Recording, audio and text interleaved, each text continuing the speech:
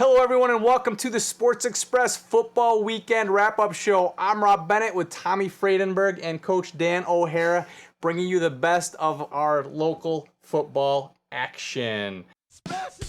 From Pop Warner to the Dome, from 5Ks to marathons, from Little League to work leagues, focusing on the community sports lifestyle in Central New York.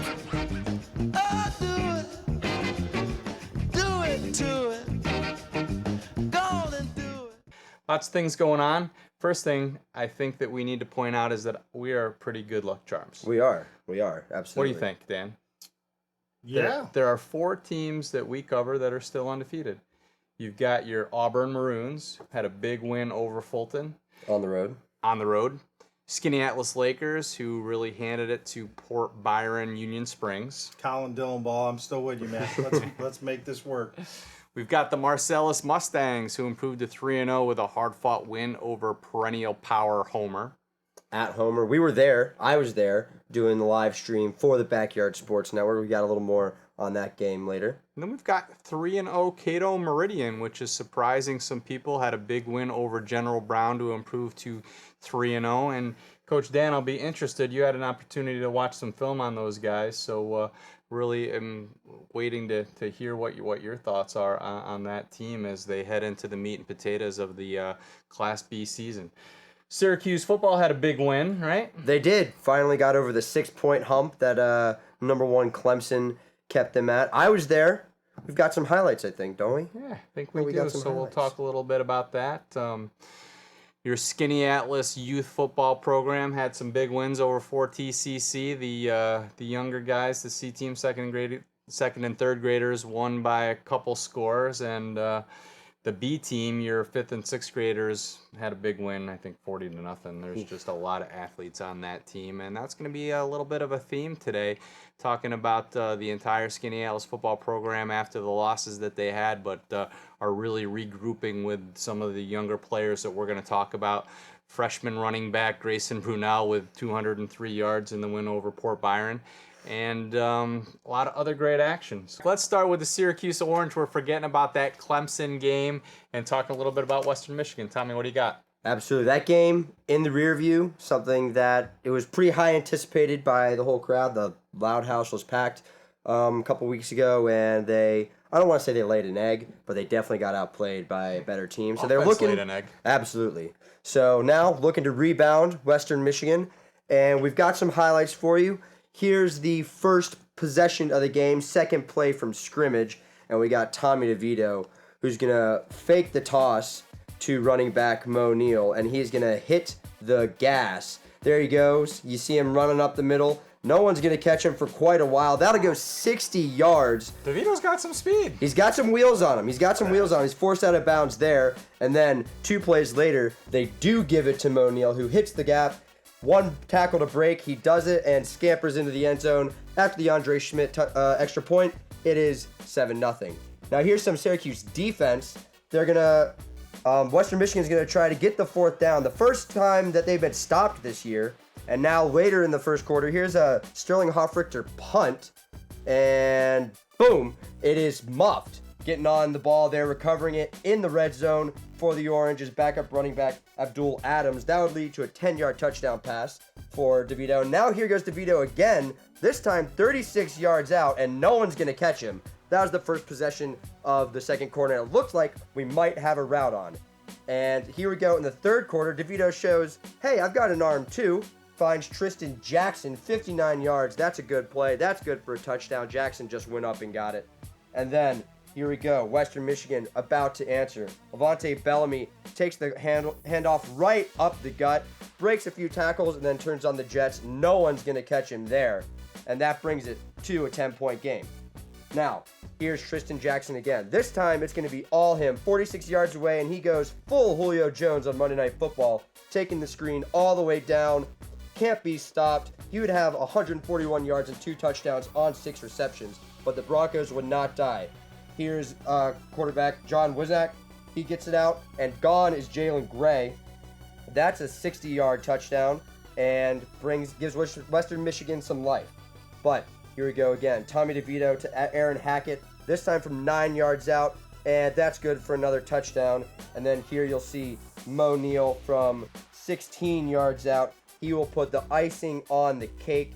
Just take it right up there, and that would be the final nail in the coffin for Western Michigan. Final score, Syracuse 52, the Broncos 33. The Orange move up to 500 on the year, and they host Holy Cross next week, Rob. Yeah, that's a pretty good Western Michigan team. So I think they had the game in control the vast majority of the time. I was out covering some other sporting events that day and was checking up on the score. Had a little bit of a heart attack when all of a sudden I checked and it was 38-34 Syracuse. Absolutely. And Western Michigan had the ball, but looks like the defense did what they needed to do, and offense tacked on some more points and got a big win. Yeah. Nice delivery, by the way. Appreciate it. Yeah, it was scary from the stands. There were a couple times when Syracuse pulled away, Western Michigan at 5-point lead at halftime, 5-point again going into the fourth quarter, So it was a little sketchy from a defensive side of things, but a lot of big plays for the offense. DeVito with 5 total touchdowns, throw the ball all over. So I think all in all, good signs for Syracuse going forward. Yeah, Tim Lester, former coach at Syracuse, is running the show at Western Michigan. It looks like he's got a pretty decent program there. It's a MAC school, right? Yeah, it's a school that Syracuse has played quite a few times in regular season these past few years. So they've developed a little bit of a home-and-home rivalry. Okay. Syracuse 2-2. Who they have next week? Holy Cross, they'll host the Crusaders. Should be it's an FCS opponent, I believe, so that should be another win for them. Should get them over the hump to heading into a tougher part of their schedule. Move to 3-2. Let's go Orange. Absolutely. Get that ship rolling in the right Halftime. direction. Conley, Zunick Award. Gotta love it. Absolutely. Oh, this week against Holy This Cross. week, You yeah. going to be there, Coach? No, I'll No. be in Florida. Oh, that's right. Well, you have fun down For south. you. All right. So- Okay, well, let's move on and talk a little Auburn Maroons football. Dan, what did you see out of them this week? Well, first of all, Fulton parking is absolutely atrocious. And who did I run into in Fulton was NFL running back Leroy Collins. Talking a little smack, you'll see that. But, listen, we talked about defense last week. This week, they come out a little stale first 3 plays on defense. They come out strong, but they weren't as down as they were against Penfield. But the offense is still rolling, man. Yeah. So, hey, Fulton surprising some people this year. Fulton's got a good squad. There's some athletes on that team that I was really surprised with. Their offensive line is pretty solid. Good. I think that's what kind of put Auburn defense at bay a little bit. They got a couple guys that like to play, a couple guys that like to jaw. Yeah. A couple flags went out, some 15-yarders, but all in all, yeah, Fulton's got a pretty good squad. Auburn handled their business in the second half. They did. Okay. They did. We'll take a look. Hey, Fulton got the ball to start the game, and here they are on offense. Bad snap. Check it out. You got Keishan Cooper says hi. Mahunik, Cooper, Morris, they're all in there. Same thing here. Keisha Cooper says hi again. And Auburn gets the ball back, and guess what? Right off the bat, early, Beal moves alert. Here we go. You gotta love it. A lot of fun to watch. Quick pass out to the right. Slow-mo. Gotta love it. Good high point right there. Oh, hey, guess what? I'm going left. No, going right. Oof. Makes a miss, breaking ankles. And if number 18 didn't grab his face mask, Beals might have been gone. Gets a few extra yards. Hey, same drive. Troy tells Owen to go. Nice touch on his pass. Gotta love this. Troy throws a great ball.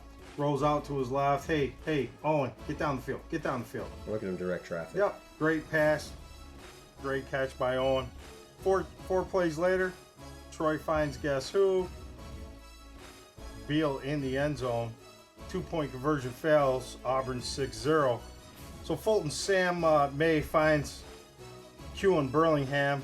Fulton kicks the PAT 7-6 Fulton. Auburn next possession. Fulton's D holds 4th down. Punt, bad snap, good field position for them. And 2 plays later, Sam Cotton scores. Gotta love it.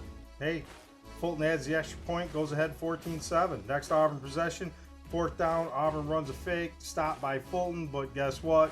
There's a 15-yard penalty, gives Auburn a 1st down. And Troy with a great run here.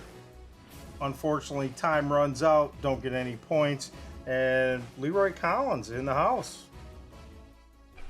What's going on? Leroy Collins, Dan O'Hara. We here just chilling. We in Fulton, New York right now. Checking out Auburn take on Fulton right now. Fulton's up 14-6. Game's not over yet. See what happens. So Auburn gets the ball to start the second half, and it's another Beal moves alert. Another quick pass out to the left. Classic. Hey, I'm going left. Nah, psych. Going back to the right. Hey, I'm going to put on the Jets, get down the sideline. Unfortunately, steps out of bounds here. But same drive.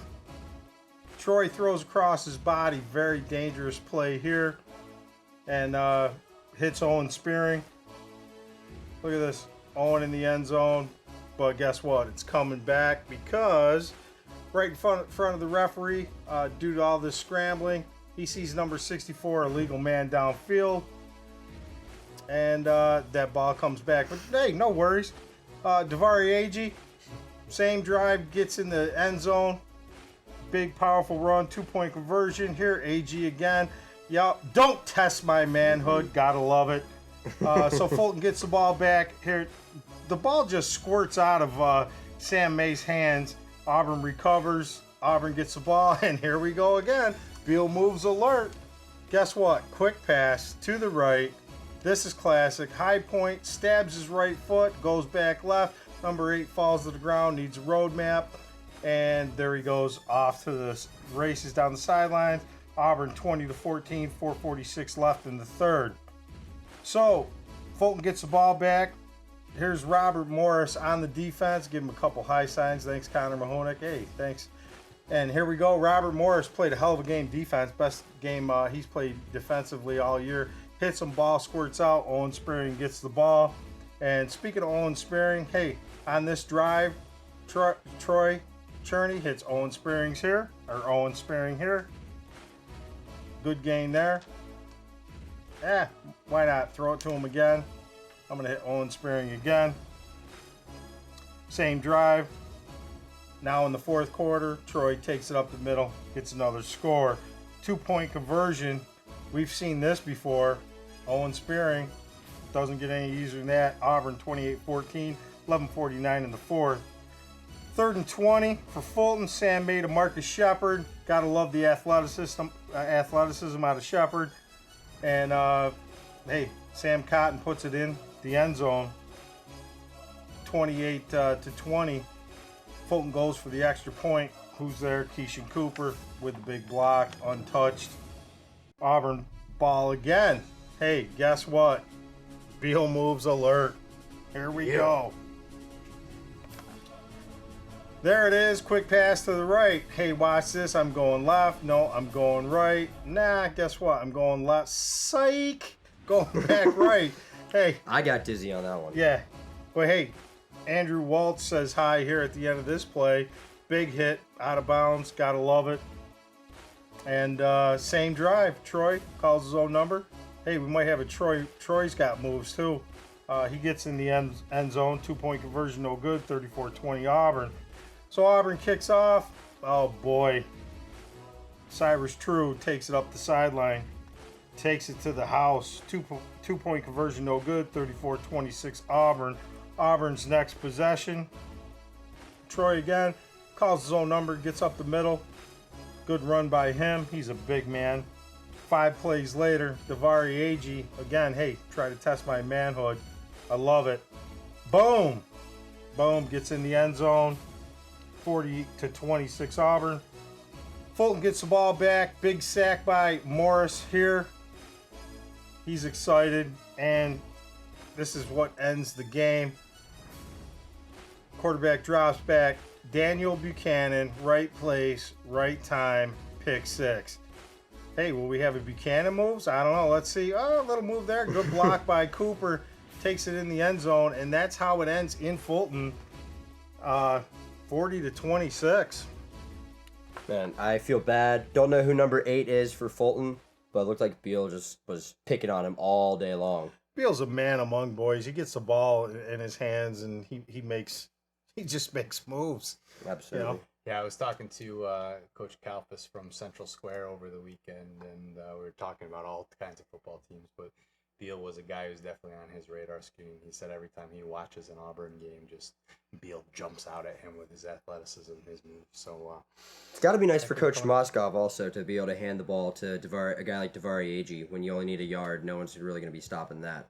You see the legs on that boy? Yeah, Gotta He's a get big low. boy. He's a big boy. moving. He's moving. A lot of fun watching him. Wish I was there Friday night to cover it, but hey, got to go on vacation. do you? know? I do. Do you? I do. All right, well, as we talked about, Auburn's got a massive game coming up next Friday night against Indian River. Latest rankings have them number 4 in the state. Traditional powerhouse. Both teams come in undefeated, and it should be a big game. So, have any plans for that game, Tom? If you're free, I might join you. We might go do a little live streaming. Sound I think good? we definitely should do that. Let's do it. Yeah, we're going to live stream this game. Tommy and I will be on the call, and you can watch it at www.sxpnetwork.com/BYSN. Again, Dot is important. www.sxpnetwork.com/BYSN. Should be a lot of fun. And, Looking forward to it. hopefully Auburn will put it to Indian River this year for the first time in a couple. So Cool. we'll Yeah, see. that game, Fulton. Hey, Troy Cherney, 11 of 23 for 251, 2 touchdowns. Good for him. We've been good luck too. Absolutely. Skinny Atlas, our first live stream. Skinny Atlas won. Marcellus, our second live stream. Marcellus won their first road game of the year. So hopefully Auburn will be able to tap into some of that. Hopefully we can keep that streak going. And that's a good segue into the Skinny Atlas game. I spent the first couple minutes watching Homer versus Marcellus. We'll talk a little bit about that later, but went out to Skinny Atlas as they hosted the 1-1 Port Byron Union Springs Panthers. And it was, you kind of saw the maturation of some younger Skinny Atlas players. Nick Womp did his damage early. We'll go through a couple of those plays, but then the Lakers turned it over to their young guns. Again, sophomore quarterback James Musso, sophomore quarterback wide receiver, but now the freshmen started getting into the action. You've got freshman running back Grayson Brunel rushed again 12 times for more than 200 yards. Ooh. Freshman wide receiver Pat Hare played a lot of defense, made some plays. He caught a touchdown pass. Freshman wide receiver Scotty Scher almost came up with one later in the game, but a lot of action by all the freshmen, sophomores, and juniors. So we asked that question early on. It looks like Skinny Atlas has reloaded instead of in rebuilding mode. So let's take a look at some of the action here. We talk about what a beast Nick Womp is, and it's just on display. Here is the opening kickoff.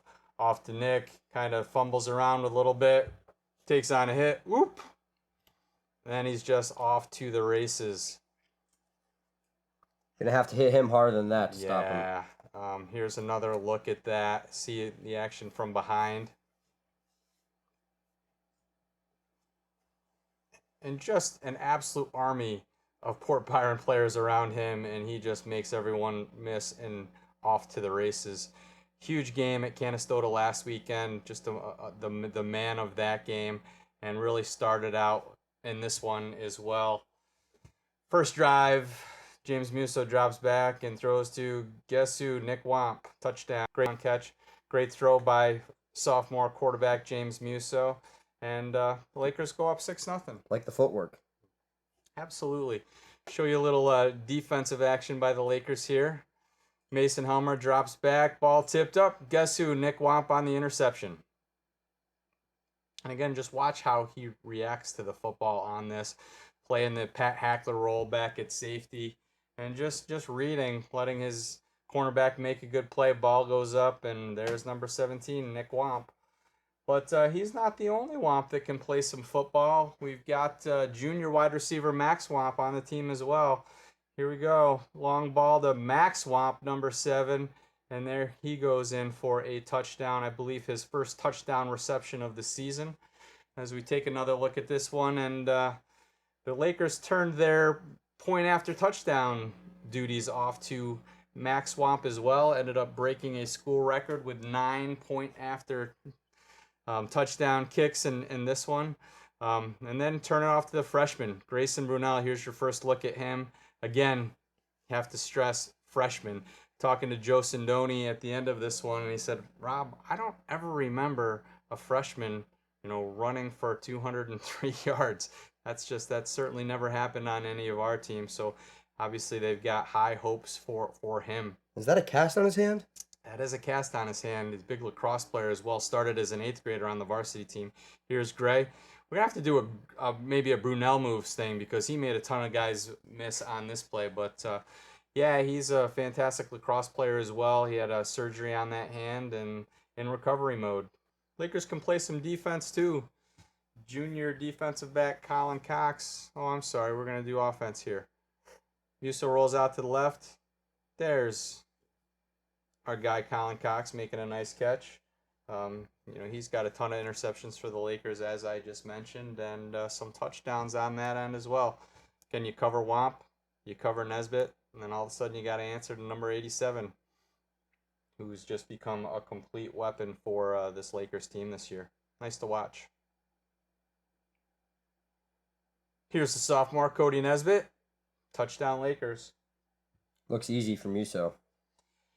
Yeah, he's got great vision. He's got great poise. He's got all the confidence in the world, and just looking to go out and make some plays. It was a nice on the money, on the run throw right there. Yeah, spent the last season just watching Pat Hackler just getting in his back pocket and just watching everything else. Here's Cody Nesbitt again on the defensive end, big interception, running it back. And they just keep at it. So when you talk to your guy Colin, give him some kudos and tell him you took a look at this film and you're proud of him for keeping up the fight. Well, first of all, I didn't look at the film in its entirety. Mm-hmm. Second of all, you got to tackle. that's first and foremost. Yeah. You got to make tackles. Grab cloth, grab whatever you can. Knee pad, shoelace, doesn't matter. You got to make the tackle. But, as far as Colin, your first year as head coach is always tough, especially, with 2 games in a row where, you get beat up pretty good on the score. You start reaching for stuff and trying to find out what works for you and your team. But, I've got a lot of faith in him. I love him. He's a smart kid. But Port Byron, hey, you got to tackle. You got to make plays. I talked to Colin before the game. I thought he had a good game plan going in.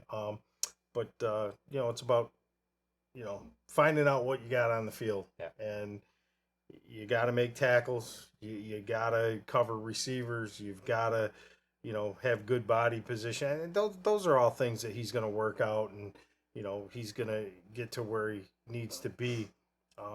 Can't lose faith in him, and players can't lose faith in him, and the school can't lose faith in him. And when things like that happen, it's hard to recover, but you got to look forward to the next week. And for Port Byron, it doesn't get much easier down the road. General Brown coming into town next week. Yep. So I got a little soft spot for Port Byron. Yeah. So.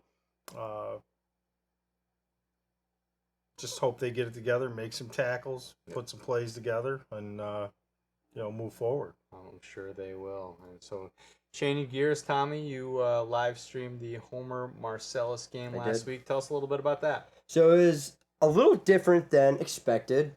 Going into the game, they were 2 very high-run teams. Throw the ball combined about 10 times in week 2. So I was looking for something similar to that in week 3, and we got a lot of passing plays. Relatively speaking, both quarterbacks, Sean Tierney and Dylan Yakavone, threw 16 and 17 times repeatedly.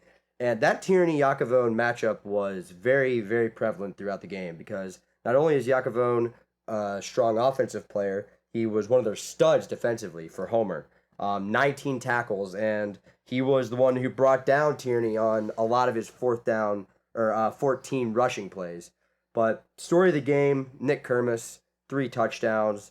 He had 417 rushing yards coming into the game. So, but by his standards, 116 yards in this one, he was a little behind the pace. But another 3 touchdowns, a couple sacks. He was the leading receiver as well. So Nick Kermis really doing it all. I talked to him last week before the game, and he said the big thing for him is pacing himself because he's out on the field all the time, and he's in the center of action all the time. So making sure he takes smart hits, smart risks on the field. Got to shout out Kyle Brown as well. 12 tackles, 2 sacks for the defensive lineman. Looked pretty good on the offensive line as well. Tierney had a lot of running room. Kermis obviously had room to run as well. So it really was, despite all the passing, it was mostly a running game. There's only 1 passing touchdown. Connor Matthews caught a 32-yard ball from Yakavone in the third quarter. But it was also a very back and forth game. A lot of offense, a lot of big plays after the first half. And then after we started off a couple big plays to start the second half, we had punts from about halfway through the third quarter on. So the defenses rounded into form in the second half. Marcellus just looked a little bit more on top of things. Yeah. A little bit more on top of things this week. Well, Homer, again, always right there in Class B. Took it on the chin first week, I believe, against West Hill, and only won 34-22 against IT. I gotta tell you, I thought Homer looked pretty good. I agree with you that Marcellus looked better. I loved the response from Homer. Marcellus got the ball, went down and scored Kermes' first touchdown. And Homer, the only thing they do, Dan, is just return the kickoff back for a touchdown, tie it up 7-7. So that game was tied 21-21 at the half, 28-28 at the end of the third quarter, and just a Sean Tierney 59-yard touchdown run in the fourth quarter was the difference there. So Marcellus improves to 4-0, and Homer drops to 3-0. Homer drops to 1-2, but I'm not sure we've seen the last of the Homer Trojans. I don't think so either. I think there was a lot for them to build on, and they dealt with a lot of injuries in that game as well. Logan Peck was their leading rusher going into the game pretty significantly, and he gets hurt early in the game. He stays in, he plays, but much more of a decoy role. Andrew Van Patten took over for a while, rushed pretty well, and then he got hurt. Yakavone was shook up throughout the game as well. Some of those hits by Kyle Brown did not help things. Yeah. Hit by that guy, you're not gonna like it. But so yeah, Marcellus showed some good things as well. Definitely have offense to improve on, but that's good. That's good look for them. Big battle with West Hill coming up this weekend. Is that who they've got? That should be a fun one. Is that at Marcellus or at West Hill? At West Hill, I believe. All right. So I'm sure the Marcellus faithful will be traveling down there over the weekend. And just quickly, Cato Meridian improved to 3-0, 26-12 win over General Brown. Isaiah Swan, 2 touchdowns. Quarterback Jay Witkowski, 15 for 23 for 229 yards and 2 touchdown passes. M. Turo, 7 receptions, 150 yards and a touchdown. Just briefly, Coach, what were your thoughts on Cato Meridian when you got to take a look at them? Listen, Cato seems to do everything right. Offensive line blocks really well. They just run the ball well. I don't even know if they passed the ball against Port Byron, but they're just strong, physical up front. General Brown. And yeah, I mean they look pretty good. So. All right, we'll have to get out there and get some coverage of those guys coming up very, very soon. Pop Warner update in Auburn. What do you got? Junior Pee Wee, they lost. They played Cicero, but Mighty Might won again. They're undefeated, and they played Central Square. So Nice. we got to cover some Pop Warner. Let's go do it. And you had a great day on Saturday heading down to see an Auburn alumnus. Tell us a little bit about that. I had a great time. Went to Ithaca, watched the Bombers take on Alfred U. I enjoyed myself. It's the greatest game in the world. But I love Mike Hamilton. Graduated a couple years ago from Auburn. So kind of this is like where are they now segment. Yeah. And Mike got his nod to go in the game, and I thought he played pretty well. Nice. So hey, let's take a look. Yeah, there's Mike right there warming up. Look at the size of that boy's thighs. He's a big boy. Hauling trucks. Great kid. Love him.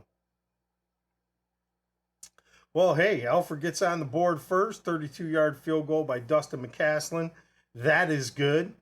We come back. Ithaca drives down the field. They get their field goal. 32-yard field goal by Nick Bahamunde. Gotta love that one.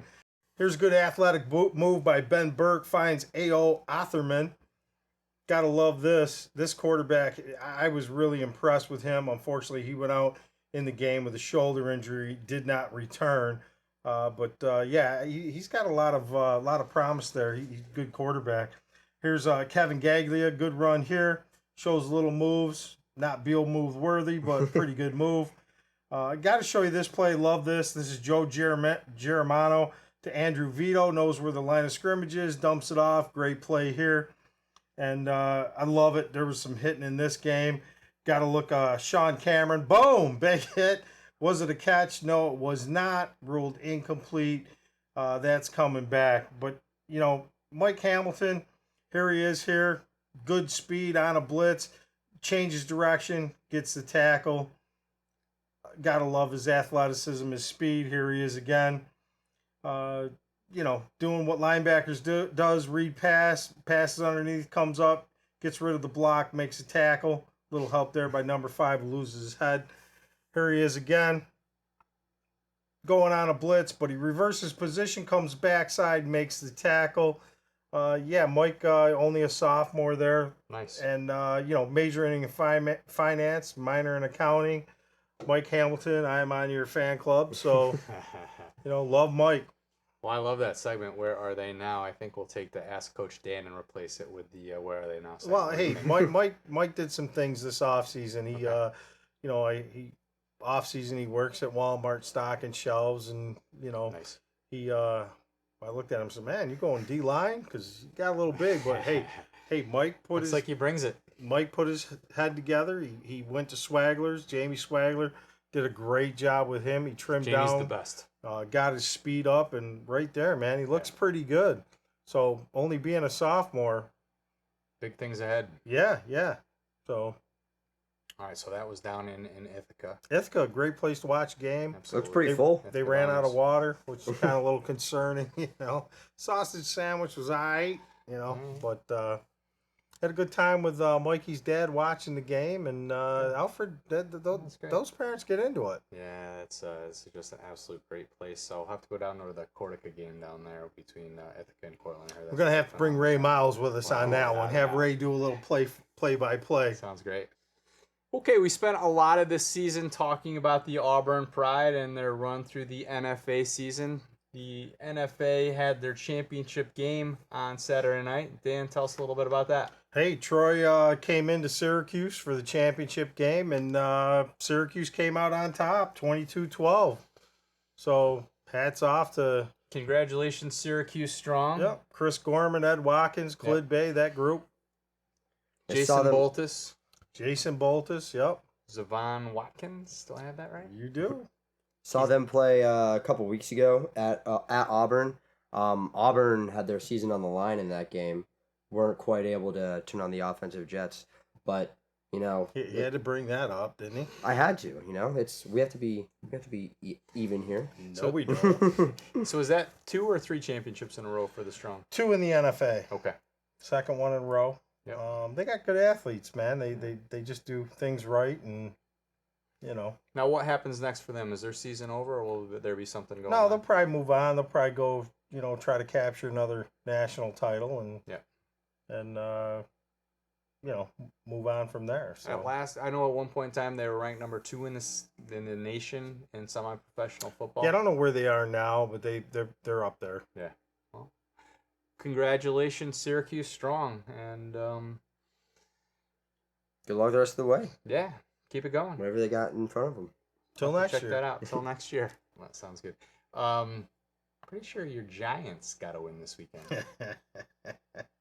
Daniel Jones looked pretty good. As a UNC guy, I'm not ever going to say anything good about a Duke person unless I absolutely have to. I feel like today is one of those times I do kind of have to. Thank God the Tampa Bay kicker's a rookie. Yeah, did you see that choke job? Choke job? What are you talking about?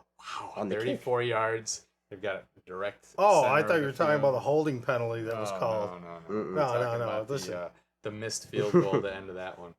I Come on, what do you got?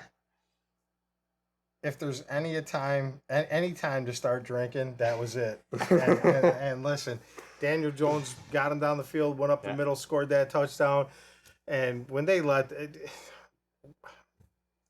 they won. That's all I'm gonna say. Cowboys win? Cowboys did win. Oh, the Cowboys They won. did that's win. right. Looked a Oh, little sketchy at first Yeah. in that they didn't immediately score 30 points on the Dolphins, but they eventually got there. But more importantly, how about those 3-0 Bills? How about the Bills? New York State champs, and going into next week 3-0. Also, the 49ers are 3-0. Yeah. Well, you got 0-3 Steelers, so trouble behind the Bears steel City. curtain. Yeah. For sure. I felt a little bad for Eli on the sideline, but it's time for a change. It's time. Why would And, you feel bad for that guy? He's got 2 Super Bowl rings. He's had a great career. Time for him to go. I think he needs to get traded Just to one the man's AFC. opinion. Just one man's opinion. Traded to the AFC, beat Stick Tom around Brady for one more the time. exclusive fight after the show. Come on, man. I mean, he's brought Giant fans to all-time highs. And he should have given up about 4 years ago. Stop. They've seen a few lows with him too. Well, it's time for a change. Yeah. Daniel Jones looked pretty good. I'm a little excited. So Good. It's the most dangerous time for Giants fans when they're a little excited. And there you have it. This is the Sports Express football even weekend James is wrap-up laughing show. on that one. We'll talk to you next Next week. Thank you.